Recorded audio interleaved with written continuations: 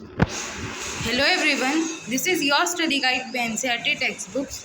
This is class 7 chapter 4 part 2 and part 1 को हमने cover कर लिया था अपने पिछले वीडियो में। अगर आपने नहीं देखा है तो प्लीज़ जाके देख लीजिए। Okay, 4.1.5 conduction of electricity. Have you ever seen an electrician using a screw driver? क्या आपने कभी किसी इलेक्ट्रीशियन को देखा है स्क्रू ड्राइवर को यूज़ करते हुए? किस मटेरियल से उसका हैंडल बना हुआ है? आपने देखा होगा, नोटिस किया होगा कि वो रबर ग्लव्स और शूज़ पहना होगा काम करते वक्त। अभी इसके पीछे रीज़न क्या है? Activity 4.4 let us design and create. Design an electric circuit. एक इलेक्ट्रिक सर्किट को डिज़ाइन कीजिए like the tester circuit in the chapter electricity. जैसे कि टेस्टर वाला सर्किट उस चैप्टर इलेक्ट्रिसिटी की तरह, जो कि हमारा पिछला ही चैप्टर था।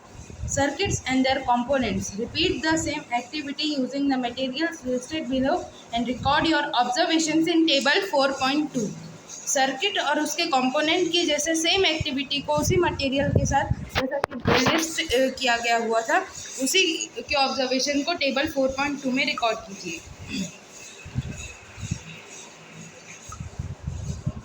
You may collect a few objects such as a piece of aluminium foil and iron nail, a lump of sulfur pea-sized। आपने कलेक्ट किया होगा कुछ ऑब्जेक्ट्स को, जैसे कि पीस एल्यूमिनियम के फॉइल का, एल्यूमिनियम नेल यानी लोहे की कील का, और एक सल्फर की मटर जैसे लंप का, बहुत छोटे मात्रा में। एक कॉपर वायर, एक पीस कोल का, एक ड्राई वुड, एक पत्थर और एक इरेजर जो कि बना हुआ है रबर का, और पीस नायलॉन रोप का। प्रेडिक्ट करो कि कौन सा इनमें से बल्ब को टेस्टर के ग्लो करने में मदद करेगा, कौन सा नहीं। Table 4.2 conduction of electricity by different objects और materials. Cell number, object, material. Observation, bulb glows does not glow. Observation है कि बल्ब ग्लो करेगा कि नहीं करेगा, अच्छे कंडक्टर है इलेक्ट्रिसिटी के या बेकार कंडक्टर है। एल्यूमिनियम फॉइल का पीस, आयरन नेल, एक सल्फर का मटर के साइज जितना, बहुत छोटी मात्रा में। तो बल्ब ग्लो करेगा कि नहीं? एल्यूमिनियम फॉइल से कर जाएगा, आयरन नेल से नहीं करेगा। ओके, गुड कंडक्टर या पुअर कंडक्टर, तो हम यहाँ जी लिखेंगे यानी गुड, इस पर भी जी लिखेंगे और इस पर पी लिखेंगे। पी यानी पुअर, जी यानी good.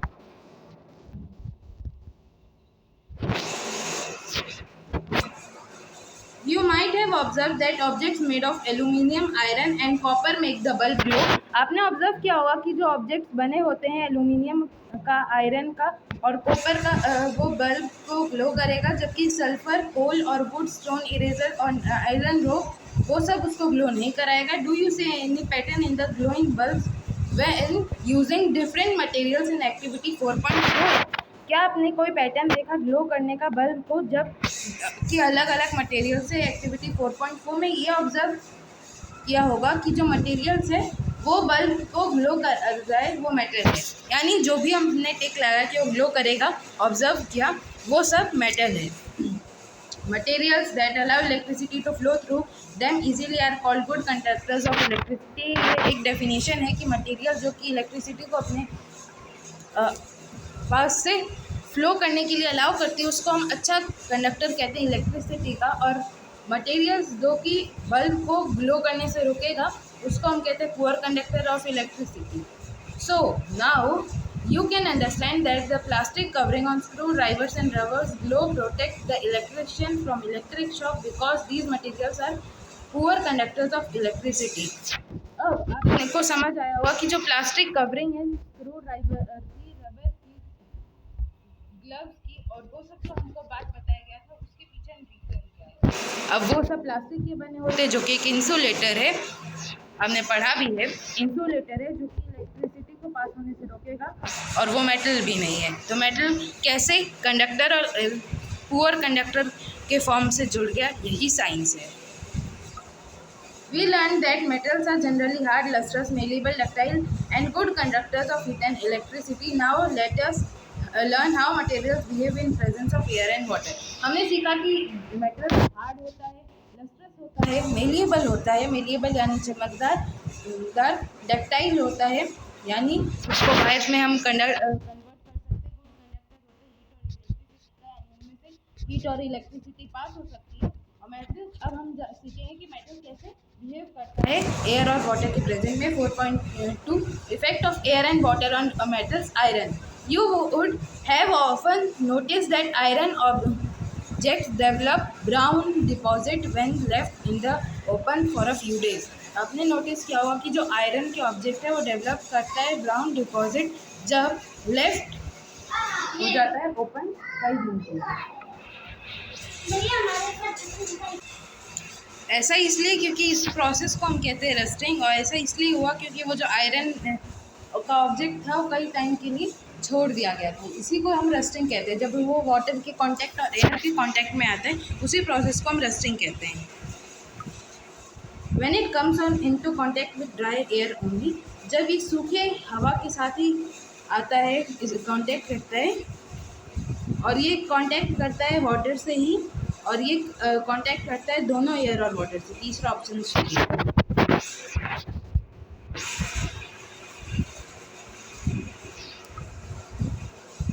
Activity 4.5 latest experiment. Caution, be careful by handling iron nails. लोहे की कीलों को आराम से पकड़ें, आराम से ध्यान दें।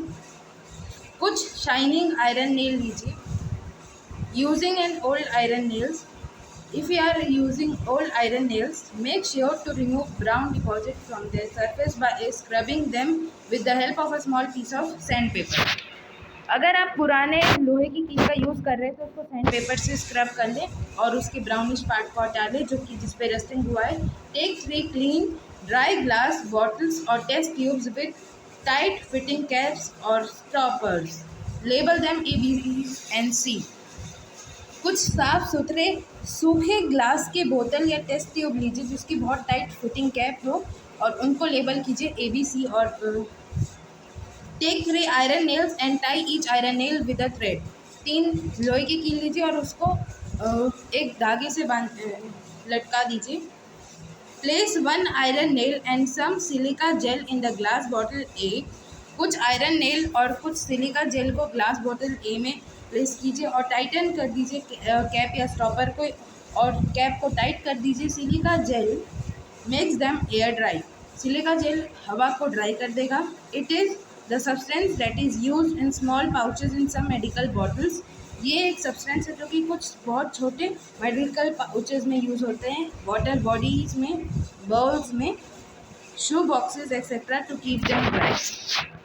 जूतों के डब्बे में ताकि उनको ड्राई रखा जाए। ये देखो ये थ्रेड है, 4A में दिखा रहा है। आयरन नेल, सिलिका जेल नीचे बिछाया हुआ है।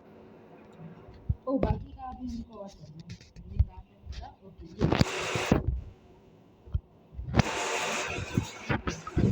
Place 1 iron nail in the glass bottle B. Pour freshly boiled and cooled water to remove dissolved glass. Glass bottle B में एकदम फ्रेश बॉईल किया हुआ ठंडा पानी को डाल दीजिए और रिमूव कर दीजिए उस ग्लास गैसेस में। into it until the iron nail is completely dipped in it. Now, अब जब तक कि वो आयरन नेल उसमें पूरी तरीके से डिप हुआ नहीं होगा, डूबा हुआ नहीं होगा। Pour some oil to form a layer over the substance of the water. Figure 4.4b। थोड़ा सा ऑयल उस लेयर के सब्सटेंस पे डाल दीजिए। वाटर की जो लेयर है ऑयल का सब्सटेंस के, वाटर को प्रिवेंट करेगा एयर के सूखने से, मतलब मिक्स होने से वाटर की। Cap the bottle glass bottle tightly. उस ग्लास बॉटल को टाइटली क्लोज कर दीजिए। Place 1 iron nail in the glass bottle C। एक आयरन नेल को ग्लास बॉटल C में रखिए। And pour some water so that the iron nail is partially dipped। और बहुत थोड़ा सा पानी डालिए जिससे वो पूरा नहीं, बस कुछ कुछ हिस्सा उसका डूबा होगा। Keep this glass bottle unstoppered. इसको खुला ही अनस्टॉपर्ड रखिएगा। This allows the iron nail to come in contact with both water and air. उसको बंद मत कीजिएगा और दोनों ही वाटर और एयर के कांटेक्ट में आने दीजिएगा। वाटर तो आपने डाला है और एयर तो उसको बाहर से मिल जाएगा। फिगर 4.4 सी में दिखाया है। अब आपको दिखाते हैं, ये 4.4 बी वाला है, जिसमें हमने ऑयल भी डाला था, धागा था पूरी तरीके से डूबा हुआ, ढक्कन बंद था। इसमें ढक्कन खुला है, जैसा कि आप देख सकते हैं। दोनों में ढक्कन बंद है, सूखा हुआ चलेगा जाए, और इसमें तो ढक्कन खुली है।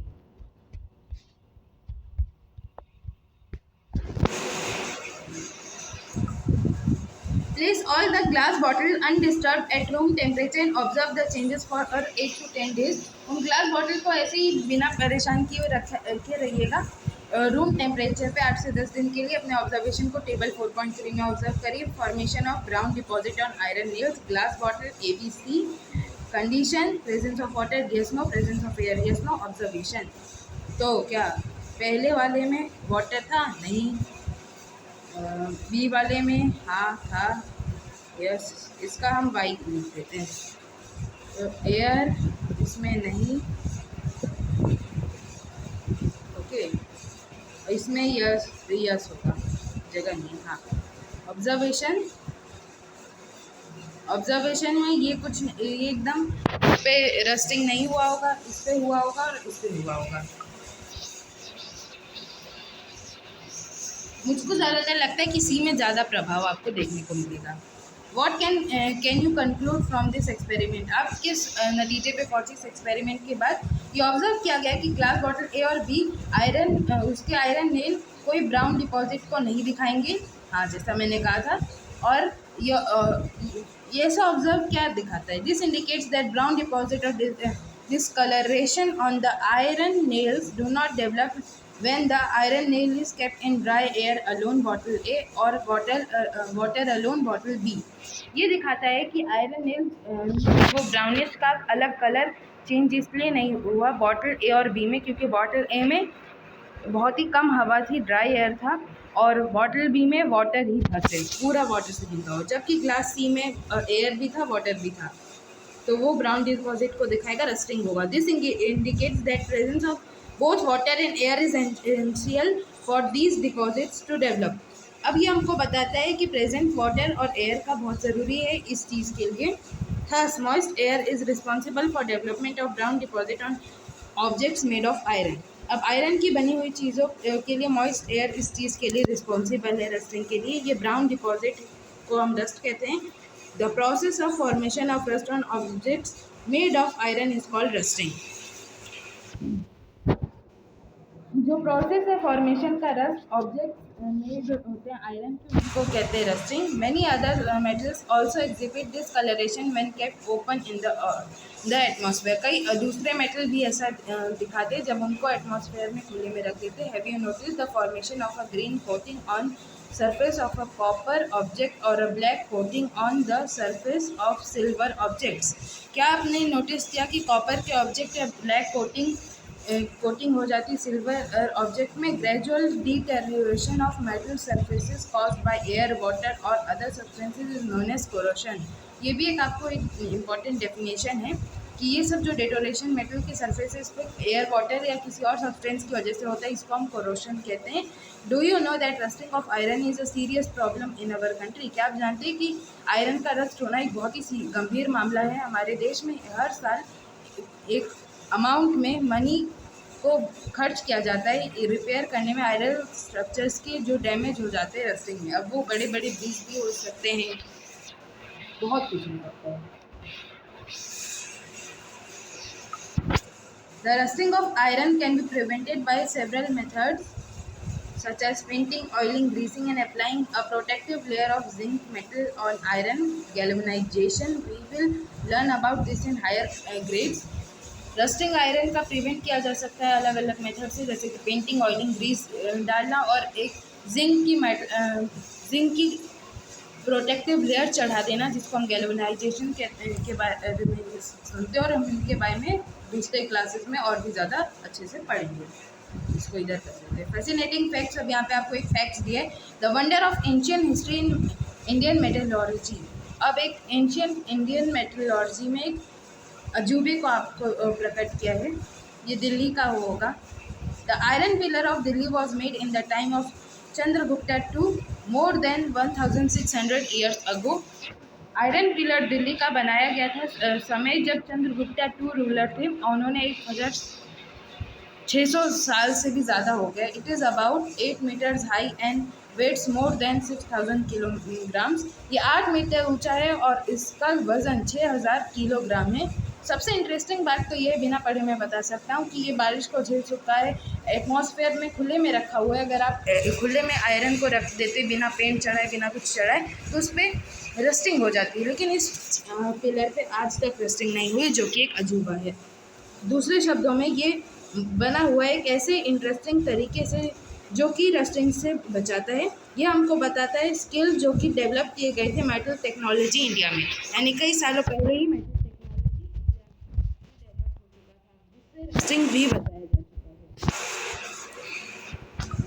Effect of water, air and water on other metals.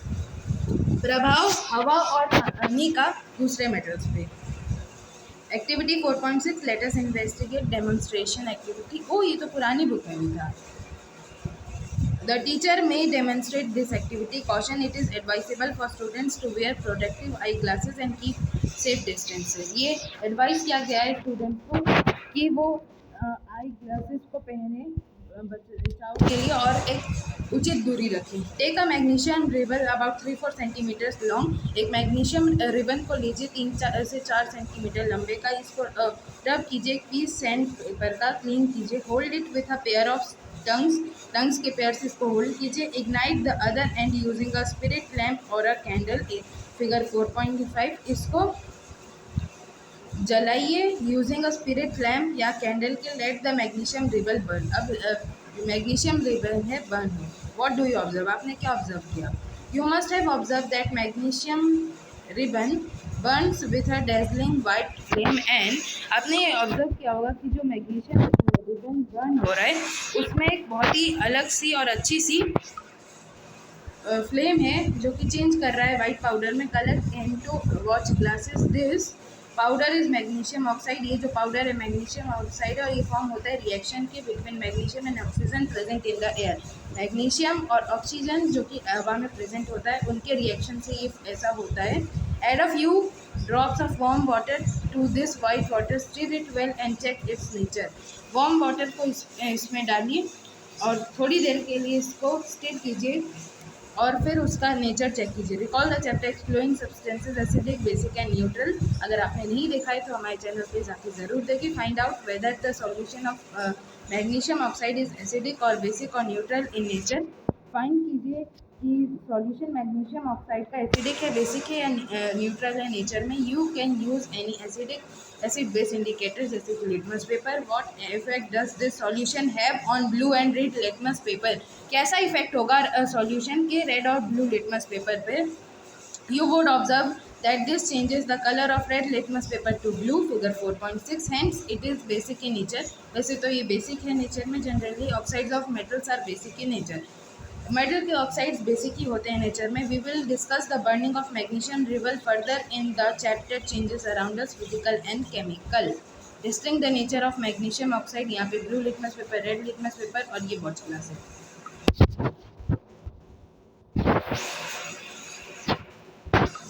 Do you know that sodium is a metal which is stored in kerosene because it reacts vigorously with oxygen and water? क्या आप जानते हैं कि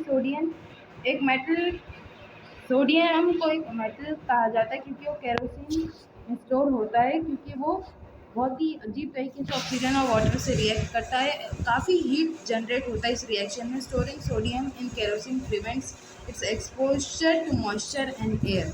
सोडियम को kerosene में store करना बहुत ही ज़्यादा एक्सपोजर करता है मॉइस्चर और एयर के साथ। Can predict the nature of its oxide? क्या आप इसके ऑक्साइड को प्रिडिक्ट कर सकते हैं? Let us now discuss some substances that do not behave like metals. अब हम ऐसे कुछ सब्सटेंसेस पर डिस्कस करते हैं जो कि बिहेव नहीं करते मेटल्स की तरह। 4.4 substances that behave differently from metals in air and water. ऐसे सब्सटेंस जो कि अलग अलग तरीके से बिहेव करते हैं मेटल और एयर के साथ। Activity 4.7 let us experiment demonstration activity.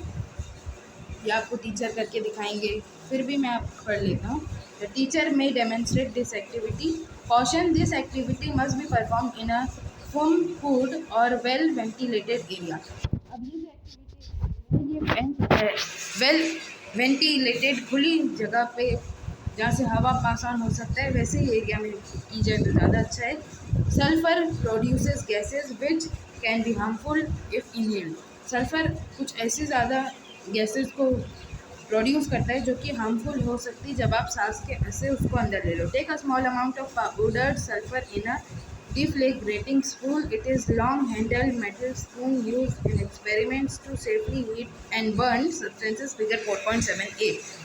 Small amount के पाउडर सल्फर को डिफ्लेग्रेटिंग स्पून में लीजिए. ये लंबा हैंडल किया हुआ मेटल स्पून है जो कि एक्सपेरिमेंट को सेफली हीट और बर्न करने वाले सब्सटेंसेस के साथ यूज़ किया जाता है. If a deflagrating spoon is not available, अगर ये स्पून अवेलेबल नहीं है, you take a metallic cap of any bottle. किसी भी बॉटल का मेटेलिक कैप ले लीजिए. Wrap a metallic wire around it and give into shape as shown in figure 4.7b.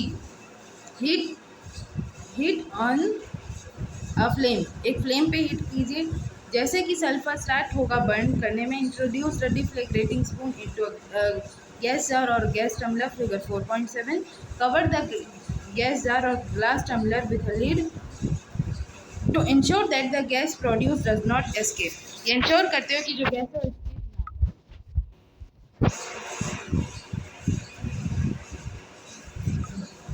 remove the lid after 3-4 minutes and take out the deflagrating spoon. 3-4 minute के बाद उस ढक्कन को हटा दीजिए और बाहर ले आइए डिफ्लेग्रेटिंग स्पून को और एक स्मॉल क्वांटिटी वाटर के गैस जार में डालिए. Quickly place the lid back and shake it so that the gas dissolves. और जल्दी से पानी डाल के ढक्कन को बंद कर दीजिए और शेक कर दीजिए जैसे कि गैस डिजॉल्व हो. Again recall the chapter explaining substances acidic, basic and neutral using an acid base indicator. Check whether the solution obtained after the addition of water to the gas jar is acidic और basic and neutral. अब आपको वापस उसी chapter की तरह acid base indicator से check करने को कहा गया. What do you observe? आपने क्या ऑब्जर्व किया? चलो फोटो देख लेते थोड़ा. ये डिफ्लेग्रेटिंग स्पून है और ये उसमें इम्प्रूव किया हुआ स्पून है. ये बर्निंग है सल्फर का. ये सल्फर पाउडर गैस जार और उसमें पानी डालने का आपको पूरा बताया गया है. You would observe that it is acidic in nature. Figure 4.7d. आपने ऑब्जर्व किया होगा कि ये एसिडिक है नेचर में. On burning sulphur in air, oxygen sulphur dioxide gas is form. On dissolving sulphur dioxide gas in water sulphurous acid is form. Sulphur को burn करने से जैसे ही सल्फर को बर्न करते हैं एयर में, sulphur dioxide, sulphur plus oxygen gas form हो जाता है और सल्फर डाइऑक्साइड गैस वाटर में जब जाता है तो इसको सल्फ्यूरस एसिड बन जाता है. Does sulphur behave in water the same way metals do. जैसे ही ये मेटल्स के साथ करता है वैसे पानी के साथ भी करता है. Activity 4.8 let us explore. ये blue litmus paper, red litmus paper, watch glass और ये टेस्टिंग है लिटमस पेपर के साथ. Take some sulphur powder in a glass tumbler. कुछ सल्फर पाउडर ले लीजिए ग्लास टम्बलर में. Add a small amount of water to it. Small amount में वाटर को मिला दीजिए. What do you observe? आपने क्या ऑब्जर्व किया? You may have notice that there is no reaction where when sulphur is placed in water. आपने observe notice किया होगा कि कोई रिएक्शन नहीं जब सल्फर को प्लेस किया गया वाटर में. Substances like sulphur and phosphorus behave differently with air and water than metals. Phosphorus is stored in water. Substances जैसे कि सल्फर और फॉस्फोरस अलग अलग तरीके से बिहेव करते हैं एयर और वाटर के साथ जैसे कि मेटल्स के साथ करते हैं. फॉस्फोरस को स्टोर किया जाता है वाटर में जैसे कि ये कैच कर लेता है फायर को जब ये एक्सपोज किया जाता है एटमॉस्फेरिक एयर के साथ. These substances are usually soft and dull in appearance. ये जो सब्सटेंसेज है ये यूजुअली सॉफ्ट और डल है अपीयरेंस में. They are neither malleable not ductile. ये ना तो मेलिएबल ना ही डक्टाइल है. And they are not sonorous और ये सॉन्ड्रस भी नहीं है. They are poor conductors of heat and electricity. These are called non metals. They oxides are acidic in nature. जैसे कि ना तो ये मेलिएबल है ना तो डक्टाइल है ना सॉन्ड्रस है और पुअर कंडक्टर है हीट और इलेक्ट्रिसिटी का. इसीलिए हम कहते हैं इनको नॉन मेटल्स और इनके ऑक्साइड्स एसिडिक होते हैं नेचर में. Some other non materials are oxygen, hydrogen, nitrogen, carbon etcetera. कुछ अदर नॉन मेटल्स के नाम यहाँ पे दिए हुए. These must be confuse with material such as plastic, glass, wood, rubber and paper. इनको कंफ्यूज नहीं होना है कि मटेरियल जैसे कि प्लास्टिक, ग्लास, वुड, रबर और पेपर के साथ these materials are not classified as metal and और metals because they are non elements. ये एलिमेंट्स नहीं है, इसीलिए आप इन सब चीज़ों को लेकर कंफ्यूज मत होइएगा। Metals and non-metals are sub-categories of substances called elements. Metals और non-metals कुछ छोटी छोटी कैटेगरी है substances का जिनको कहते हैं element. Important definition: an element is a substance that cannot be broken down into simpler substances. एक element एक simple substance है जो कि broken नहीं किया जा सकता simple substances में. Presently 118 elements are known, जिसके बारे में हम higher grades में जानेंगे. These elements are the basic building blocks of all matter. Some are naturally occurring while others are artificially made in the laboratory. Naturally हमको मिल जाता है, कुछ laboratory में बनाए जाते हैं and do not exist in nature. वो nature में exist नहीं करते. You will study more about elements in higher grades. Are non-metals essential in everyday life?